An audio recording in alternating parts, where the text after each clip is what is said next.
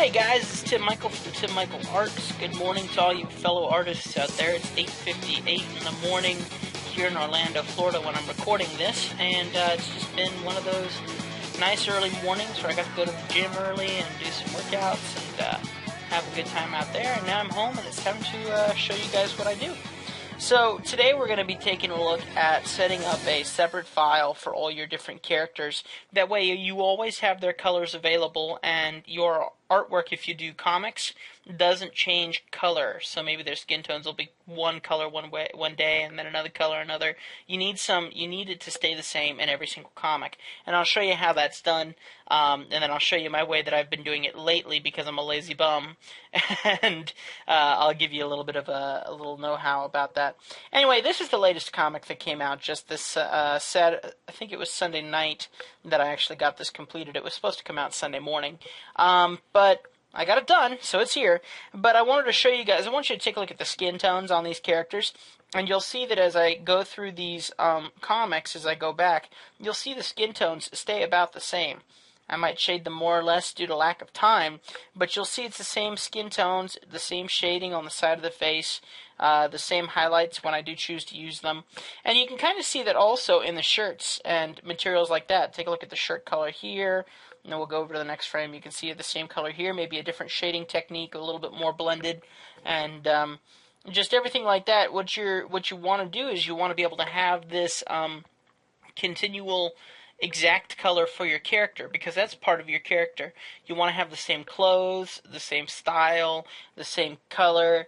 Maybe you can mess around with the technique every now and then, but really people recognize your character for their clothes, for their hair, for the color of their skin, for the basic shapes that make up your character. So you don't want to mess those up too much by altering the character unless you're planning on doing a mass overhaul of all of your different characters. So now let me show you the file that I used to use, and the reason I'm saying used to use is because I'm a lazy bum. And so what I'm going to do is I'm going to go ahead and hide this. This area here, this is the old file that I used to use. I need to update this, but what this is it has all of my different characters that I've used for all of my different comics, and it's not up to date, but what it does have is it does have all these different options for me. Say, okay, I'm drawing Pastor Shallow, so maybe I want to get that jacket tone that I had for him way back when. So that means I can go ahead and just turn on his layer, take my eyedropper tool, select his color, and now I have that color, and I can use that in a comic. Okay? And so that's what's cool about it, because you can just take a comic that you'd been doing, and you can select an area, copy it, take it over into here, make a new layer, and paste it, and there you go. You have your color swatches all set up. Now, I haven't been using this file lately because I really like the color palette that I've been using, that I use for my caricatures that I sell to my clients. So what I have here is my different color palette here. Now, I did have someone ask me the other day, and I appreciated the question, if I could give you guys the color codes for these different colors. And I had to tell them no, because I really... this is my trade secret, kind of. But let me tell you guys, if I gave you these color codes, you might not be able to get them to work the way that I get them to work. What you want to do is you want to go into Photoshop on your own, and you want to find the colors on your own, with your own style. Find the colors that you think match your character, match your illustration the best. If you try using mine, then you're just using someone else's palette. If you find one that matches what you want for your characters, that's what makes it unique. My color palette is very vibrant, and that's what I love about some of the work that I do, is that I will always have a very vibrant color palette. Let me pull up this picture here, and I'll show you what I've been working on. Look at this. I love the tones that I have in the skin and stuff, but these are my my palettes and stuff.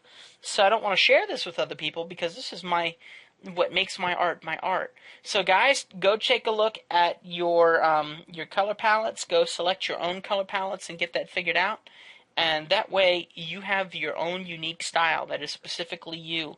I've developed the style that I use in my drawing, in my color, in my technique, and my technique changes up daily. If you look at my comics from week to week, they change. And that's because I don't do them on a daily basis. My characters' faces change too, and that's because I don't follow an exact guideline like I should.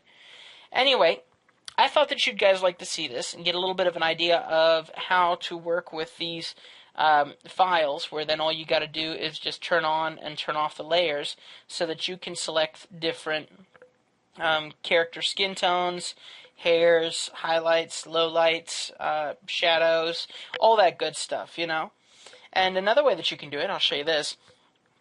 This is one of my characters, Miku, and you'll see that what I have here is I have these different swatches. So, like, here's his shirt tone, here's his, hiccup, here's his shading for the shirt, here's his hair tone, his skin tone, the shading for his skin tone, his pants, and the shading for his pants. So, there's tons of different ways that you can go about it. Find the one that works best for you. And that's how that works. Anyway, guys, thanks very much for watching this video. I know that a couple of you wanted to see that. Thanks for subscribing. Thank you for commenting. Thank you so much for keeping those comments clean. I love it when you guys keep them clean. That way I don't have to go in and delete all that stuff. Alright, make sure that you check out my website, timmichaelarts.com. I'm trying to pull it up here.